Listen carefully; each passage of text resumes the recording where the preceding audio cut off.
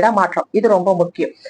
மாற்றம் ஒன்றே மாறாதது அப்படின்னு சொல்ற கருத்து பிரகாரம் இந்த 3ஆம் பாவ தொடர்பை வச்சு நம்ம பார்க்கலாம். 3ஆம் பாவம் வந்து ஒற்றைப்படை பாவம், இரட்டைப்படை பாவம்லாம் தொடர்பு கொண்டிருந்தனா அடிக்கடி மாற்றம், ஊர் மாற்றம், இடமாற்றம், வெளி மாநிலம், வெளி ஊரு, வெளிநாடு, அந்த மாதிரியான மாற்றங்கள் குறுகிய தூர பயணம், நீண்ட தூர பயணம்.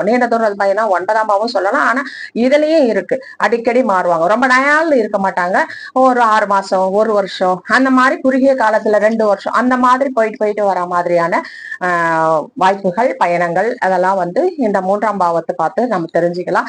இந்த பயணங்கள் மூலமா ஒருத்தருக்கு பணம் வருமா அப்படின்னா, அந்த 3ஆம் பாவம் இரட்டைப்படை பாவத்தை தொடர்பு கொண்டு இருந்தா இந்த பயணங்கள் மூலமாக அவர்களுக்கு வருமானத்தை கொண்டு சேர்க்கும்.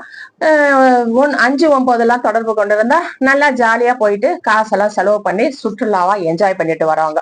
ஒரு இடமா போய் சுத்தி பார்த்துட்டு வருவாங்க. அதனால காசு வராது, ஆனா மன மகிழ்ச்சி, சந்தோஷம், அந்த மாதிரியான விஷயங்கள் அவங்களுக்கு கண்டிப்பா கிடைக்கும். ஒற்றைப்படை பாவம் என்றால் மிதமானதாக இருக்கும் அவங்களுக்கு. இதுவே 8, 12 அதெல்லாம் தொடர்பு கொண்டு இருந்தது அப்படின்னு சொன்னா அவங்களுக்கு சங்கடங்கள் தான். அந்த இடமாற்றத்தினால, இடமாற்றம் அப்படின்னு சொன்னா என்ன, அது அவங்க ஒரு போலீஸ் ஏதோ குற்றம் பண்ணிருப்பாங்க, அந்த போலீஸ் தேடுறாங்க, காவலாளி தேடுறாங்க அப்படின்னும் போது அதுக்காக மறைவாங்க. இடம் மாறி சொந்த ஊர்லயே இருக்க முடியாம, சொந்த நாட்டிலேயே இருக்க முடியாம, அந்த மாதிரி ஓடி ஒளிந்துப்பாங்க, மறைஞ்சுப்பாங்க. அந்த மாதிரி இடமாற்றமும் உண்டு. அந்த பாவம் இந்த விஷயத்தை செய்யுது.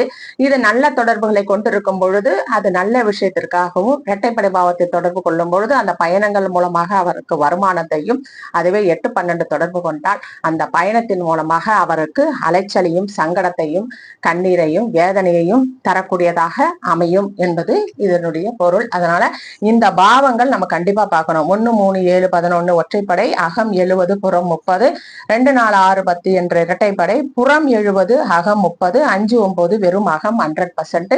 அதுக்கப்புறம் 8, 12 என்பது அகமும் 0, புறமும் 0. இது எப்பவுமே ஒரு பேசிக் கோல்டன் ரூல். இந்த ரூலை வச்சுதான் இந்த 12 பாவத்தினுடைய காரகத்தோடு நம்ம ஒப்பிட்டு ஜாதகருக்கு ஆய்வு செய்து ஜாதக பலனை நாம் கண்டிப்பாக அவர்களுக்கு சொல்லணும். சரிங்களா?